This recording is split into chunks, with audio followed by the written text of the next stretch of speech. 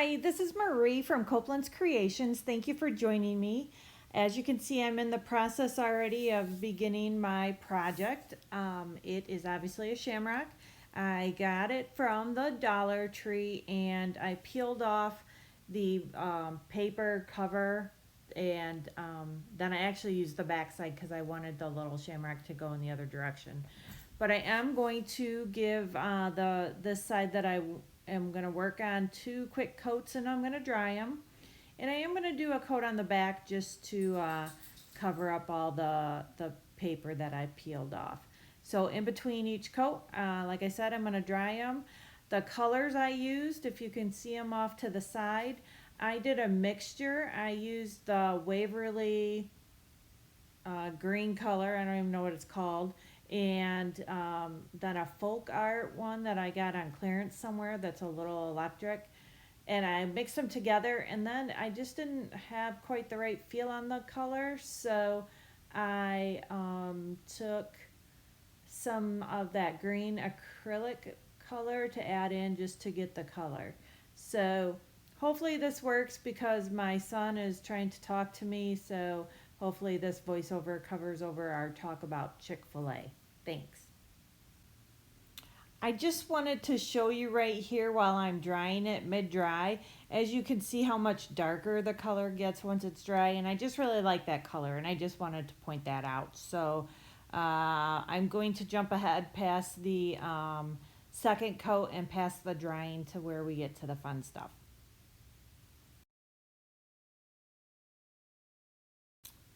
Now it's time for the fun stuff. We're gonna do Prone to Shenanigans and Malarkey. I know, so exciting. I used this stencil before just to do a smaller Prone to Shenanigans, but I wanted to do the whole thing. And the coolest thing about it is that it will all fit on the sign, except for the 2 shamrocks at the top. I'm not gonna include those in. That's totally okay. I need to fuzz it before I place it on. And while I'm doing that, the colors that I decided to use, I wanted it to kind of stand out. So I'm using the glittering chalk paste by Magnolia. I'm using the glittering white, and then I'm going to use the glittering gold. And it's a very nice combination. So let's see how it goes.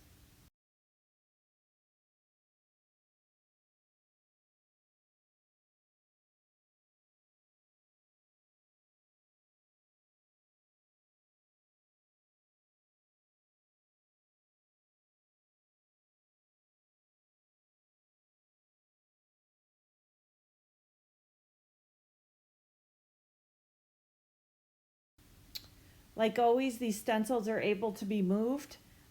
You can feel if there's something that's messing up the contact. Right there I have a little, I think, piece of wood that was what left from my sanding of another project. I also want to make sure that all the letters fall on the board, and if not, I can move it a little bit, which you will see me do. And then once I get everything in the right position, then I can move on to the next step. And I believe if I am correct, I bought a new thing. I believe it's Mod Podge brand, and it's just a roller to help you with contact. I'm going to go grab it right now, and I think I'll even show you the packaging. We're all lucky. Yep, there we go. I didn't show you all the packaging, but I got this specifically to help me make sure I get good firm contact between my stencil and my surface. It's not sticky, really probably it's like a rolling pin kind of.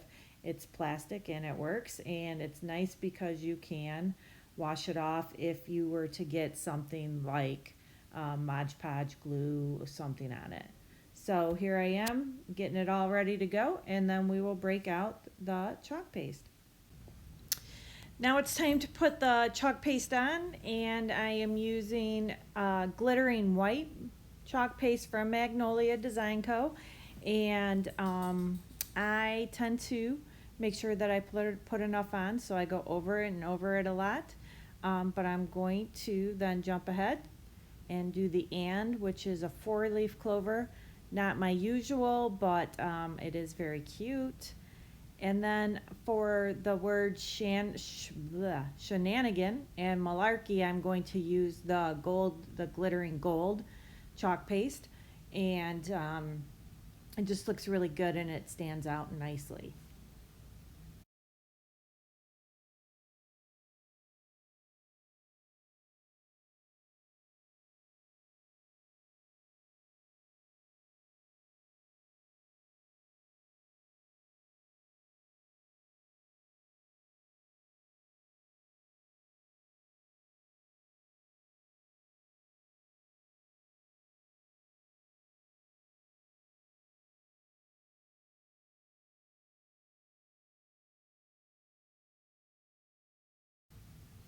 As I put the last of the gold, glittering gold on, I get really excited because my favorite time is about ready to happen.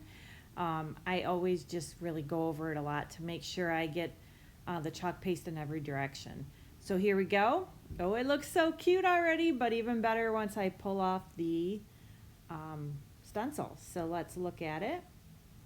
And you make sure to pull nice and easy. They technically say not to pull from the corners because you can distort it. But, you know, I don't always listen. So here we go. I decided to, once I let it dry really well, like a day, I decided to put some varnish on it. And so this is Waverly varnish. And I really thought it was a good choice, and I don't think it has anything to do with the varnish or anything. Sometimes it's just my luck. So you're going to see here in just a second as I go over this, I will suddenly stop what I'm doing. Almost there, almost there. And can you see in the middle of the word shenanigan? It is, I'm like, what did I do? It is bleeding, I guess is a better word to say it. So the gold somehow, maybe I just didn't dry it long enough. I'm not sure. You can see me trying to figure out what in the world happened. You can see the white chalk paste, nothing happened to it. So I'm getting out my handy dandy baby wipe and I think, well, maybe I can salvage it. Maybe I can just wipe off a little bit of it and then re-stencil it. But then I'm like, oh, but there's varnish all over the top. So then I think I need to clean the whole thing off at the top. Long and the short of it is I ended up wiping off what I could and then I sanded it down all the way. You didn't see me do that. I did it off screen and held it over the trash can. I sanded it down and thank goodness I made extra of the paint, so I'm going to put another coat of the chalk paste on, or chalk paint on, I'm sorry. And I'm putting it on pretty thick because I'm only gonna do one coat. So you can see I'm putting it on and like I said, nice and thick, making sure I get all around it. It does a pretty good job of covering up the already the chalk paste. Maybe once it dries you can see a little hint of it, but that's okay because I'm going to stencil over it anyways. Then I'm going to give it a good dry and take two.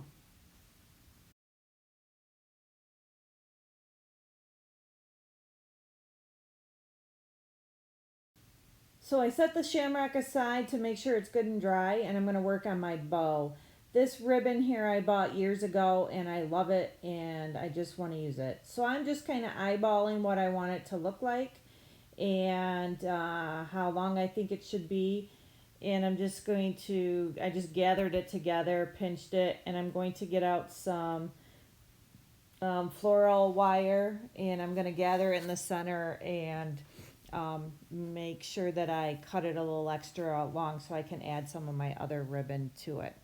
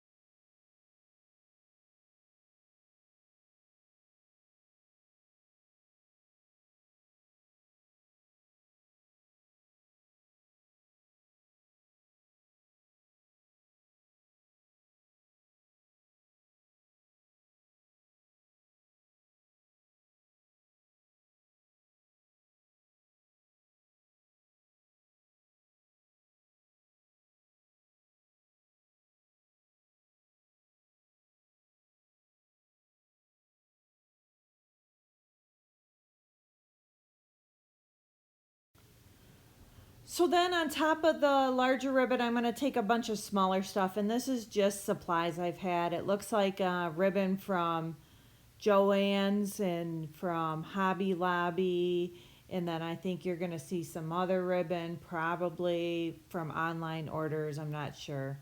But I am going to cut them 9 inches, and they are going to, instead of making bows out of them, they're just going to be straight pieces. So I believe I cut, I don't know, 4 or 6 of them total of those colors. And then with the other colors, we'll see what I did because I totally can't remember. So after I use the 1/4 inch ribbon, then I'm going to add some 1/8 inch ribbon in the green and the white also. I believe that I used another 4 strips altogether.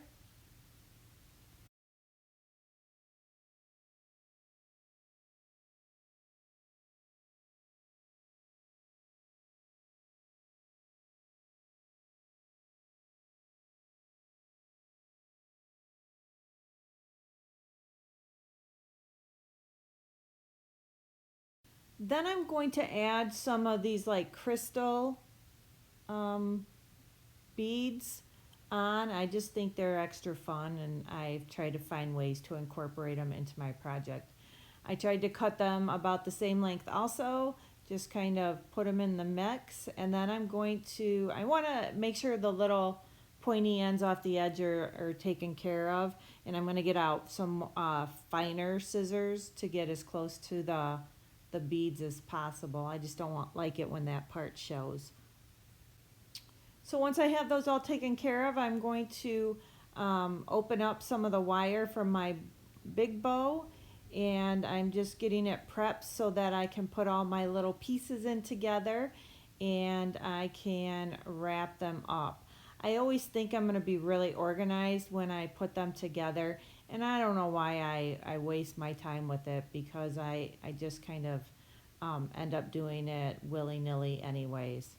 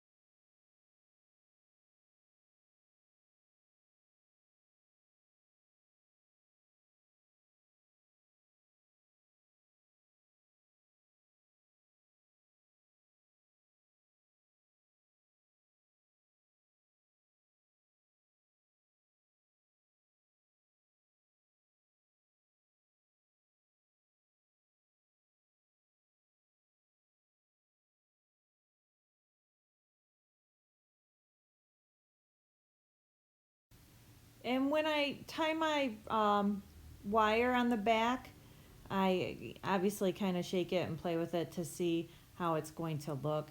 I want to leave some extra on the back because I'm going to tie it onto the left side of the front as you're looking at it, onto where the cord is going to go around for the hanger. I think it's going to go in the center, but I never do anything in the center. So I'm going to move it off to the side, and yeah, like over there. But I'm going to hang it and take the wire to twist it onto the cord. So I set the ribbon aside, and this is take 2 on the stencil. I did do that one coat of paint over it, and you can't really tell that I had used paste on it. I did lightly sand the top of the green just to make sure I have a nice smooth surface. So if this looks like you have some deja vu going on, I felt that the whole time. I am getting my stencil set. I am going to roller it on, and then I'm going to put on the chalk paste the exact same way. So I am not going to show you the whole thing, but it's just really important too. The one thing I do want you to see is that I really want to make sure my surface is smooth and that I have nothing that's going to come into contact so that the paste doesn't set well. And if you can look at me, I was looking back and forth because obviously I have misplaced my roly thing. So here I am rollering it out, and I wish I could fast forward so you could just see me paint it really fast. But here we go.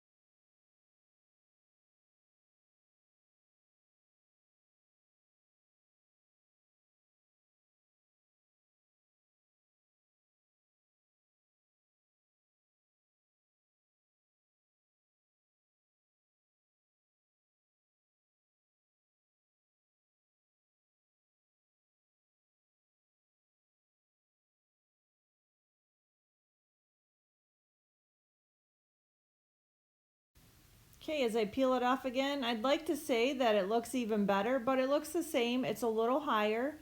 I believe I got the word shenanigan a little higher, but it looks really good. I'm not going to make the same mistake of varnishing it. I am going to spray it with like my second time. I'm going to spray it before I put the ribbon on the top. So I'm going to let it dry really well, probably overnight, and then I will do it. I'll dry it multiple ways. So I went ahead, took it outside, sprayed it. I usually use a matte finish, but the only thing I could find was a semi-gloss or something, so you could see it's a little shiny, and that's okay with me. Backside, nothing to write home about, at least it's green. I am double knotting my jute cord so that it stays on nice and tight. Look at that skill. So I probably will cut it a little bit just to make sure it's not too long. Okay, and then I'm going to figure out how tall I want it. And I'm going to model for you with expertness. Oh, I'm gonna tie it first again. I'm narrating for you now, sorry.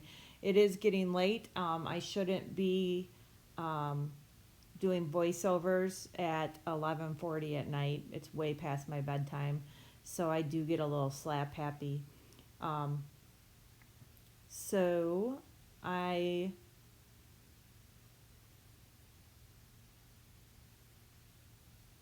want you to see what it's gonna look like. That's cute. And my bow. Oh, I forgot. I added a little bit to my bow. I added a little shamrock. And then I had some earrings I bought probably at Joann's that it's like a pot of gold. So I kind of put it through the little shamrock. And because I didn't hot glue them on, they kind of fell apart at one point in time.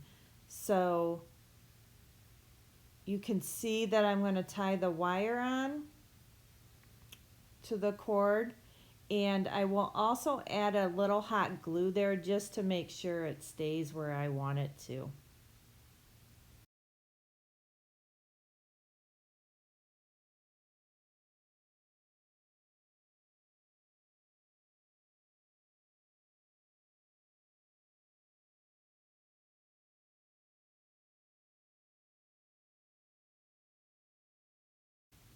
So once I have it attached, then I just have to use a little bit of hot glue to make sure that my shamrock and pot of gold don't come loose. And once I do that, I realize I got a little bit on the shamrock, so I'm going to scrape it off. And then I realized that an earring is a little long to stick it through, so I'm going to get out my heavy duty wire cutter and I'm going to trim it down a little bit. I still want the post, but I don't need the post as big as possible. And when you cut stuff, you have to look out because that shot somewhere around the room and I have no idea where. So I'm lucky I didn't poke an eye out. So I just want to make sure I know where it's going to go. Get my hot glue gun out, attach it.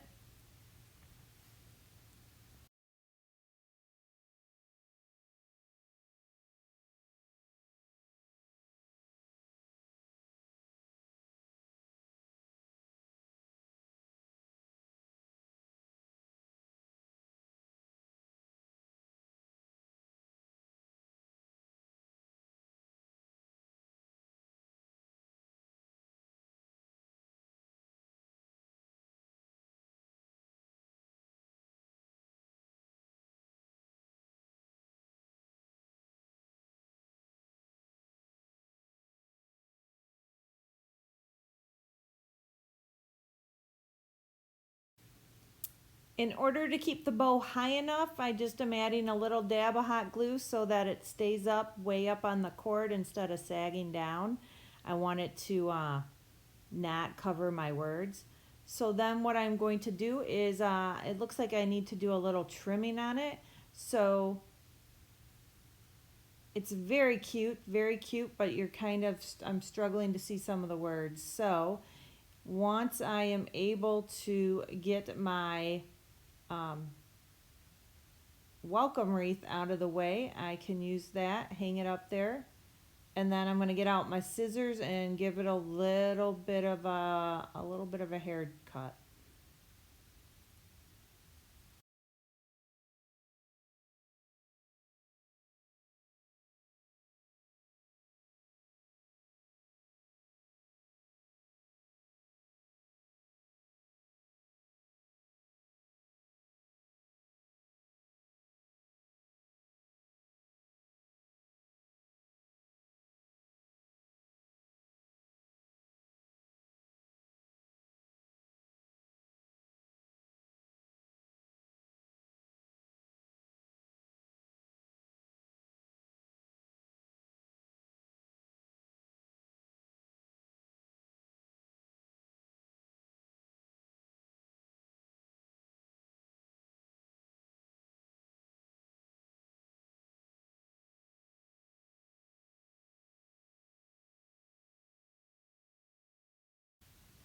Thank you for joining me at Copeland's Creations. Please consider sharing this with a friend, a thumbs up, subscribe to my channel. The stencil can be found at Magnolia Design Co. If you look for Marie Copeland, I would appreciate it if you shopped under me. I hope you have a great night. Thank you.